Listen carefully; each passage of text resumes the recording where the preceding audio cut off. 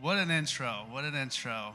But the intro for my wife, for here, coming with our 20-month-old Gianna, making it all the way to this. Baby, would you please stand? Please stand. Beautiful wife, Sherry. You know, when the proverb says when a man finds a woman, he finds a good thing and obtains favor from the Lord. Doesn't say that about the man, though. But I want to just honor Anthony and Bonnie. When I really was fresh in the faith, Anthony, you believed in me. You believed in me and poured into me, and I just can't thank you. And Pastor Bonnie, you guys just came alongside me and were so much of my life. And they do the same thing with here at this church. And this is a great church. This is good soil, good ground. Been around, 8 years. That's amazing. Get it up for yourselves. 8 years, RLC.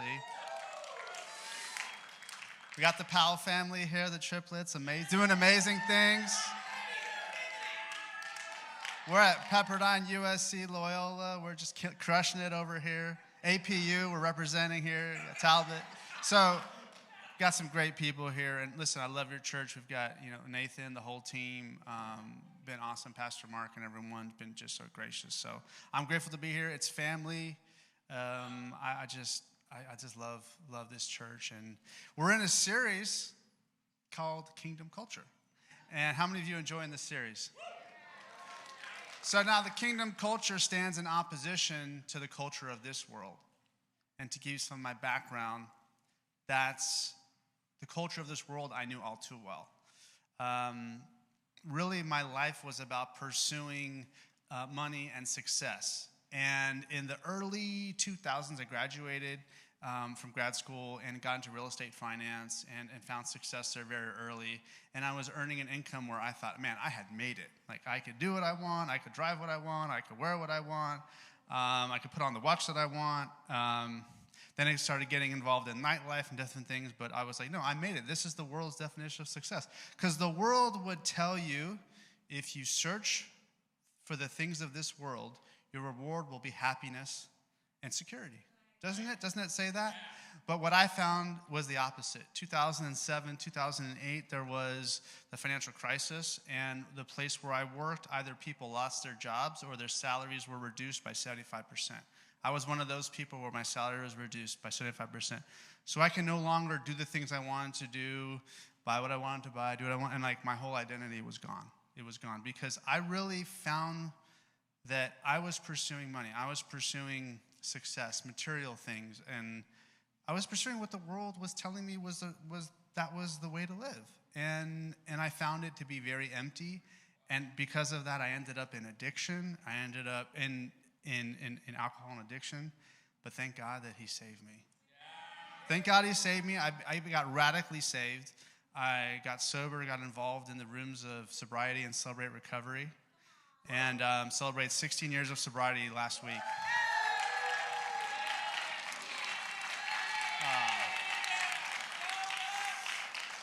And I can tell you that if you're struggling with a hurt, habit, or hang-up, that this church has a Celebrate Recovery. And any church with a Celebrate Recovery is a safe place. So I want to encourage you, if you've never been, to come to Celebrate Recovery. That's an awesome place.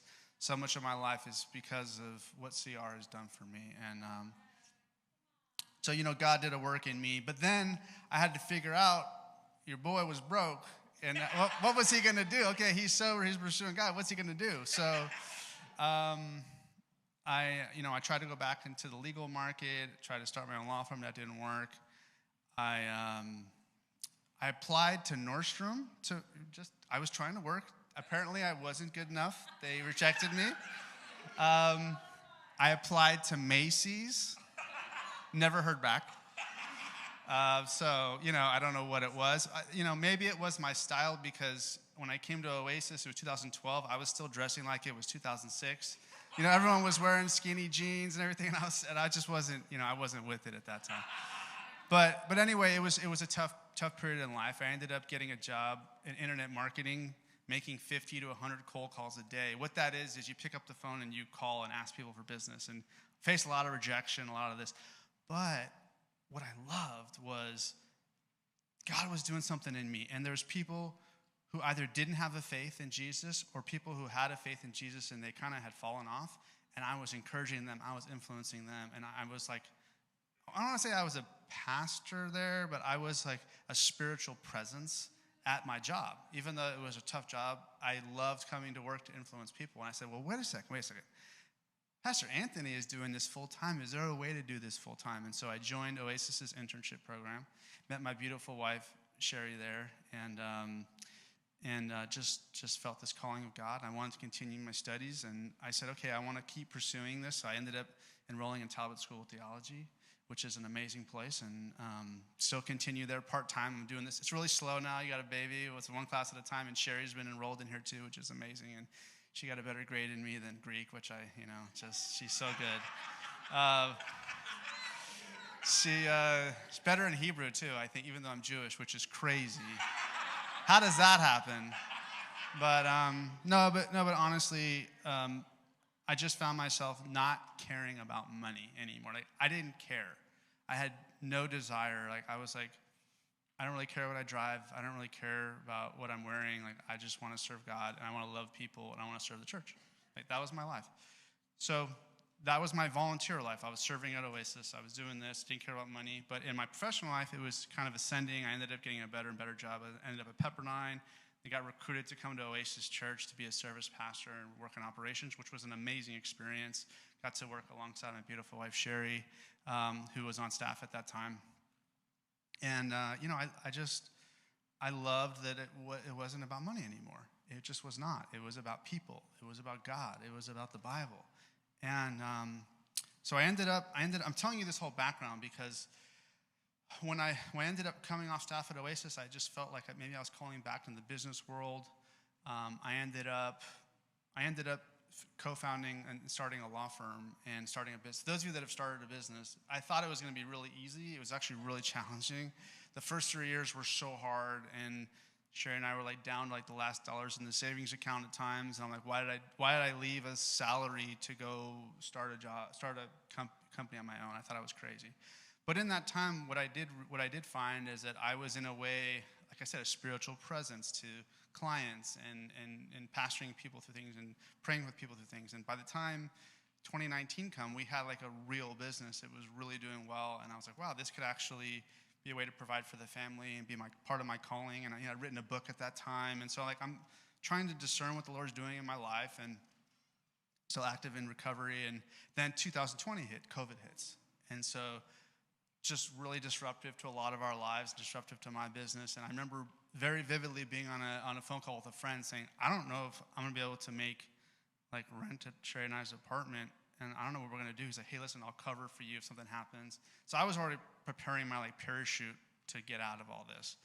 Well, the Lord was in his grace blessed our business. We grew 50% a year for 3 years, even during 2021, 22. Give it up for God, amazing. So it was a full circle. So I was having more success than I had when I was pursuing the world, but I was holding it very loosely. Like I realized it was for God. I was trying to be generous with it, all these good things. And then in mid-2022, the interest rates started kicking up, as many of you were probably affected, and it affected a lot of my clients.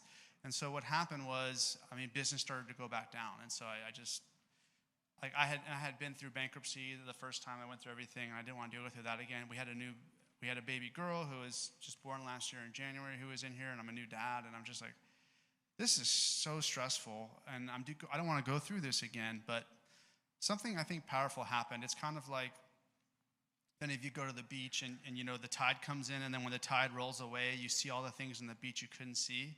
So even though I thought that I had gotten rid of the idol of the things of this world, in some way it had crept back in. And so by having that removed again, I was able to see, oh, you know what? Maybe I am pursuing things of this world and success and money and presence, social media presence and things. Like maybe that's crept back in. And so this was a way for me to rededicate my faith, to go back to studying the beginning things of faith and prayer and God and relying on him.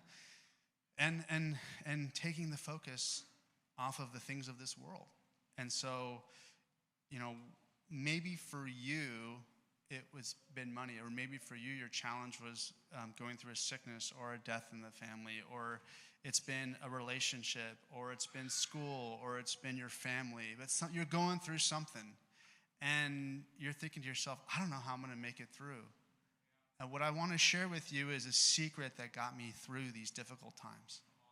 A secret that got me through these difficult times. And it's going to answer the question, where do we turn when times are really tough?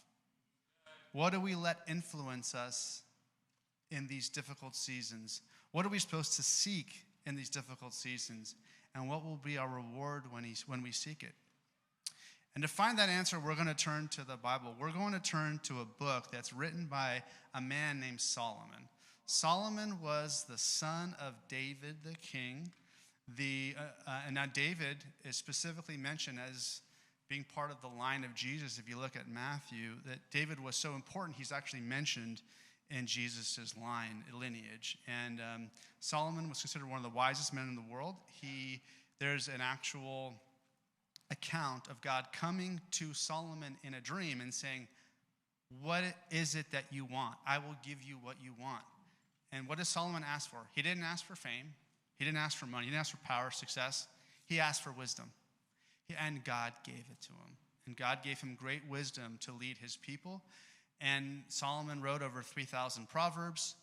God chose Solomon. He didn't even choose David. He chose Solomon to build the very first temple where God's presence was. Now, we as the church carry God's presence in us, his spirit. But at that time, the physical presence of God was only in the temple. And so God chose Solomon of all those people. So we're going to read a text that is going to lay out for us a discourse on wisdom. And we're going to hear a father talking to his son. Now, what I don't want you to hear is, oh, well, if I'm not a son, it's not for me, or if I didn't have my dad, it's not for me. No. What that meant in biblical times, the father talking to his son, is that the father is a mouthpiece for God. So when the son was hearing this, it would be God himself speaking to his son. And for us, that means God himself is speaking to us. Okay, Solomon is now a mouthpiece for us, speaking to us. And we're going to find a secret to getting through the tough times in here, a secret that I've been able to lean on, a secret that I'm going to share with you.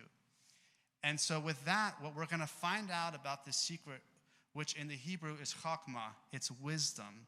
We're going to find out three things about wisdom. We're going to find out the influence of wisdom. We're going to find out what happens when we seek wisdom. And we're going to find out the reward of wisdom. So turn with me to Proverbs chapter 2. Proverbs chapter 2, and I will take a quick sip of water. Let you guys get there.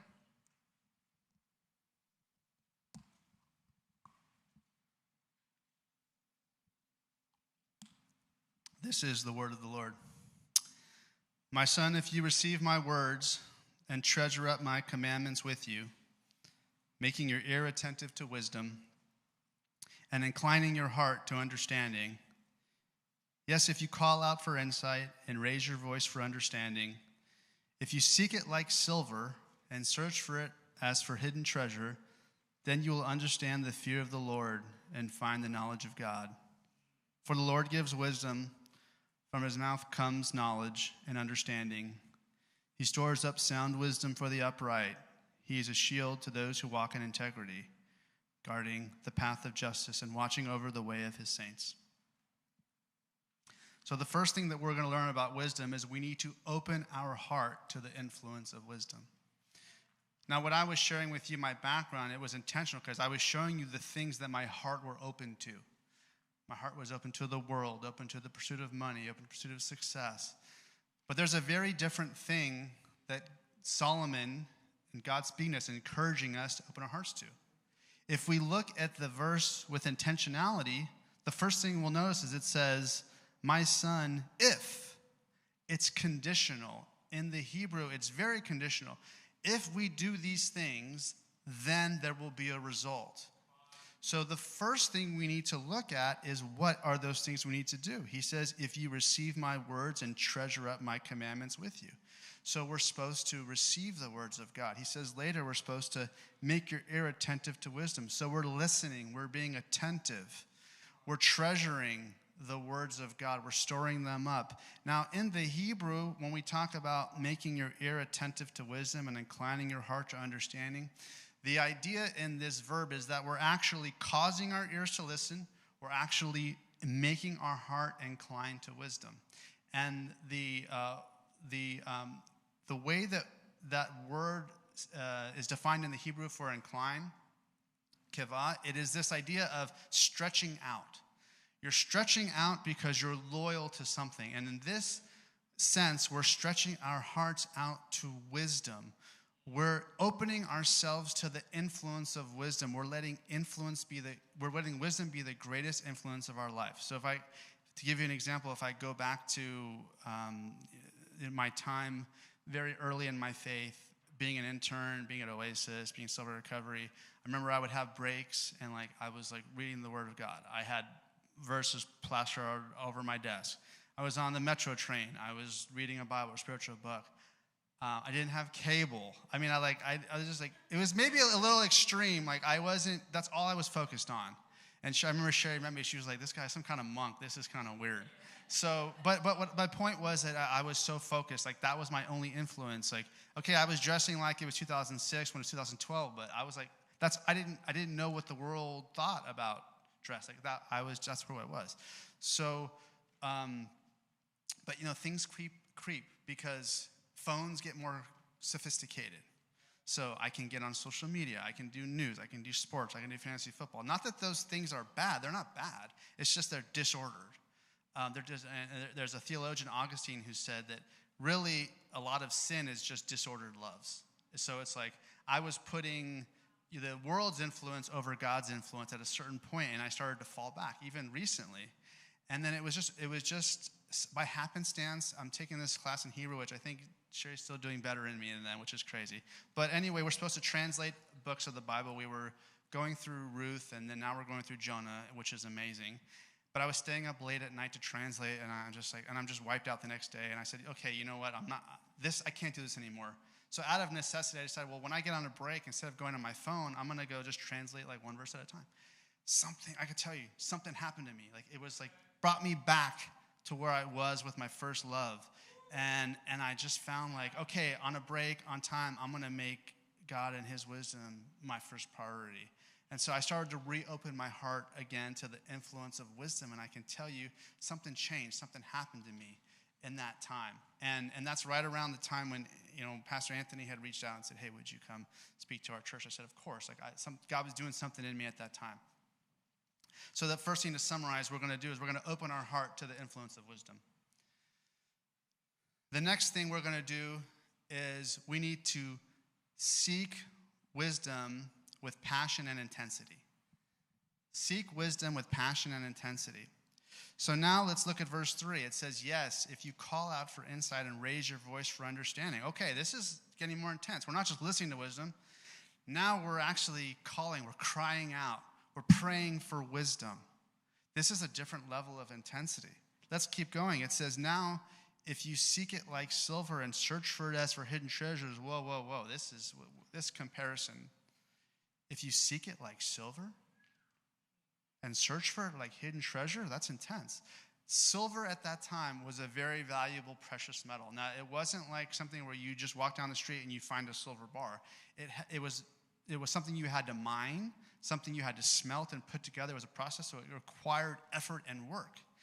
And then he literally, in the Hebrew, that word hidden treasure, it's really hidden treasure. So the treasure is, you're seeking it like something hidden in the ground. Something you have to take work. It takes work to go through this. And let me share an example with you. This might be helpful. In Washington, D.C. of this year, there was a man, he worked, I believe, in the environmental aspect, I think for the government, but he would buy 2 lottery tickets a week. This isn't me telling you to buy lottery tickets, I'm just giving an example. He said, but he would pick the same numbers and he would buy 2 of the same tickets. So, of the same numbers. So that way, if he won, he'd win twice. He ended up winning a $500,000 jackpot. The problem was, he was supposed to win it twice, but he lost the second ticket. So this man searched his house. I imagine him throwing open the cushions of the couch, searching through every nook and cranny, dirty, cobwebbed corner of his house, going through the trash, going through the garage, going through his seat, like taking apart, his car. But let me ask you this. If that ticket was worth 25 cents, do you think he would have gone through the same trouble? No, why not? Because the intensity of pursuit is directly related to the value of the thing that you're seeking. He ended up finding that ticket, used the money to remodel his house, so he ended up winning $1 million. What I can tell you is that I have found in my life that the book of Proverbs is riches. It is riches. But you got to seek and you've got to dig and you've got to go in there. The whole Bible is, especially Proverbs. And to take the analogy even further, Solomon in this book of Proverbs takes the analogy even further. Let me grab this. And he describes wisdom in relation to riches. And let me tell you what he says.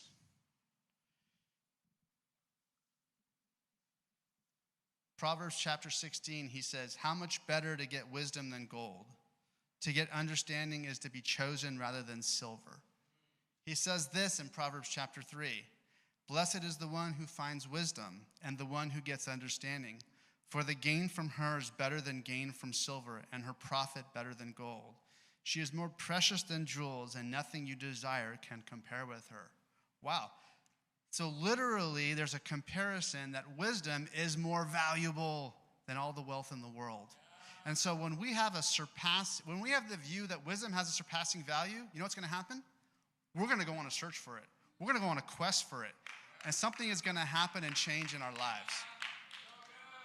Okay, so to summarize where we've been. We're going to open our heart to the influence of wisdom. We're going to seek wisdom with passion and intensity. We're going to do everything we can to find it. And then the third thing, what we're going to find out is the reward of wisdom. And the reward of wisdom is that we're going to find God. The reward of wisdom is that we're going to find God. Let's look to verse 5 and the promises associated with it. For the Lord gives wisdom, and from his mouth come knowledge and understanding. Verse 5. Then you will understand the fear of the Lord and find knowledge of God. So then you will understand the fear of the Lord and find the knowledge of God. So, what does it mean to understand the fear of the Lord and find the knowledge of God? In the Hebrew context, knowledge of God, fear of the Lord, meant you had a deep personal relationship with God. Like my daughter who is here, it's not like when she knows me, it's not like she just sees a picture of me and she has this, factual representation. No, she knows me intimately, cries out for me, wants me to have her in her arms. So when you seek wisdom, you're going to find this relationship with God that you never thought you had before. You're going to find the riches of the relationship with God. You're going to find the depth of this relationship that's beyond anything you can imagine. And so, in my life, when I was seeking the things of the world, I thought I was going to find happiness and security, but I didn't. But what I have come to find is that when I seek wisdom, I found that my reward has been God. My reward has been God. So you might be thinking, okay, well, how does this relate to me, Jerome? How does this relate to me? Let's say you've been in your job and you're making the same you're making a couple years ago. The problem is your rent's gone up by 50%. Groceries are twice what they were. And you don't think you can provide for your family.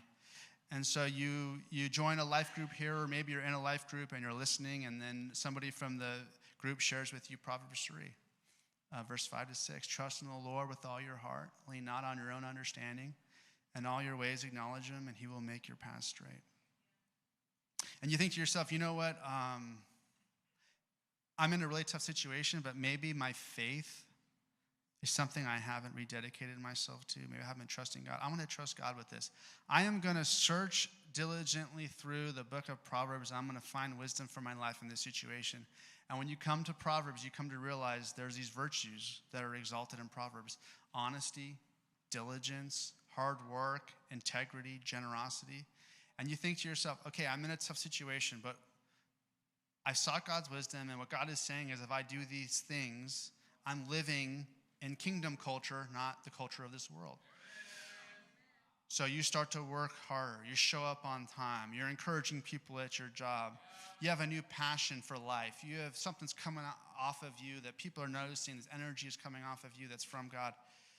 And you do this for weeks. Nothing happens, change. Same issues, same groceries, twice as much as they were. Same rent, 50% higher. But something happens. And the following Monday, boss calls you into her office. She says, I have to tell you, I've noticed a really big difference in your attitude. Something's different about you, the way you're serving other people, care about other people, the way that you're diligent, and the way that you speak to people. I just know something different about you. And you know what? We've had this open role for a manager, and we were looking at outside candidates, but it just dawned on me, that candidate is you. You were under my nose the whole time. And I know it's going to be more work, but it's obviously going to be more compensation. I would love you to consider it. And your eyes just start to water. And it's not because it's a better job or it's more money, not that the things are bad, but it's because you realize God knows me. My Father knows me. And when I trusted him with wisdom and stepped out in faith, he rewarded me, not with the job and with increased comp, but he rewarded me with finding him in that place. I found him in this deep, dark place where I thought I was desolate and despaired. I wouldn't make it.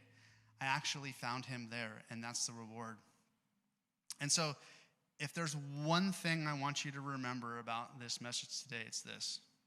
When you seek wisdom, your reward will be God.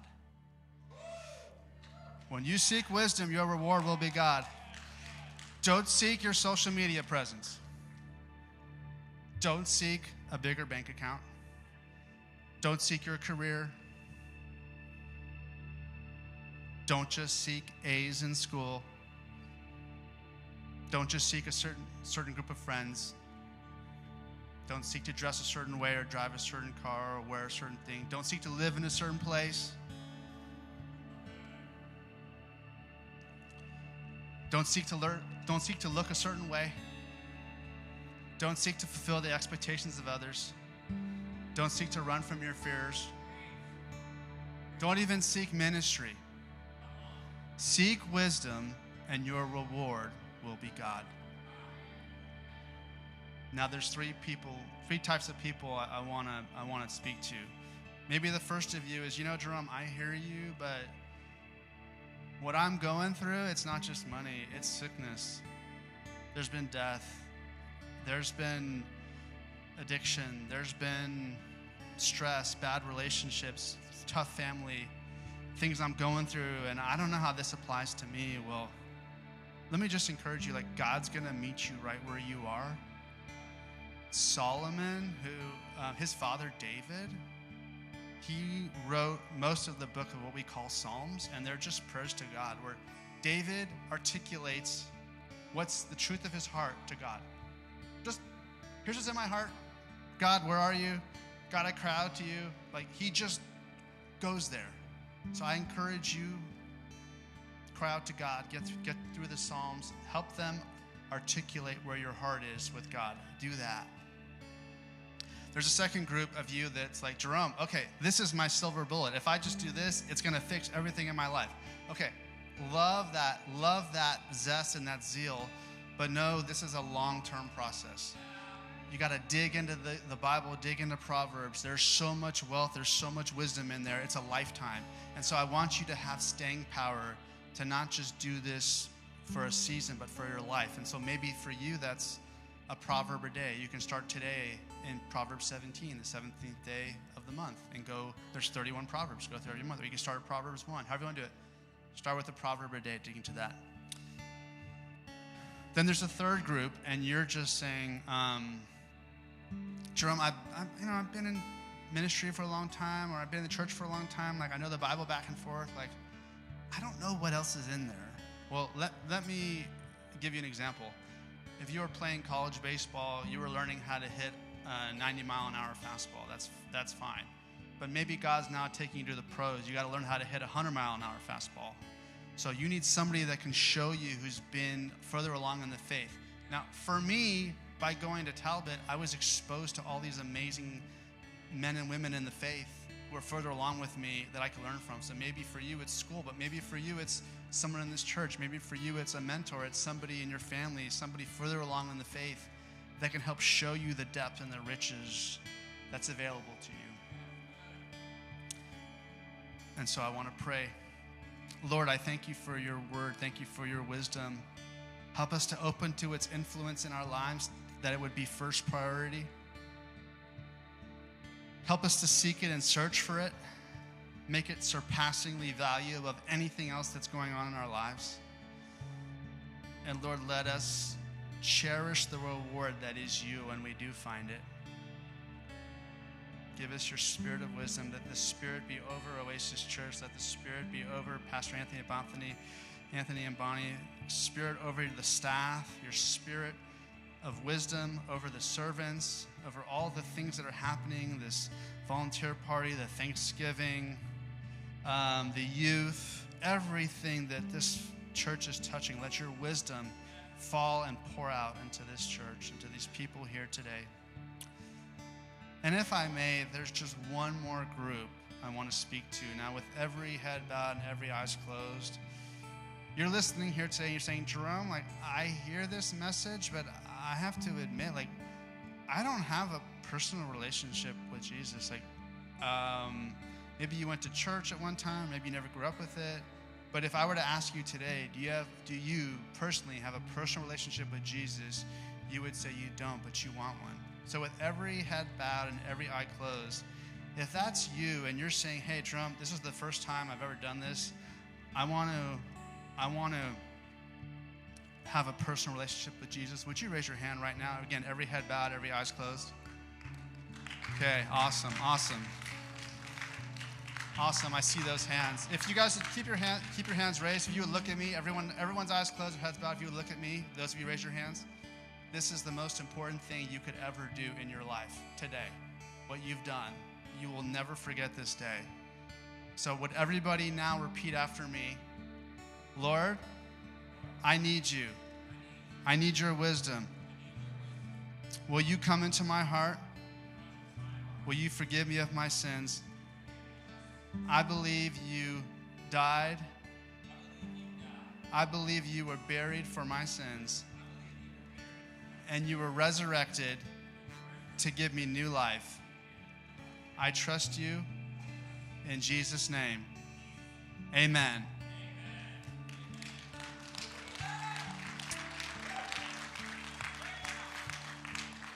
God bless you all, RLC. Thank you so much. I love you, and I'll see you soon.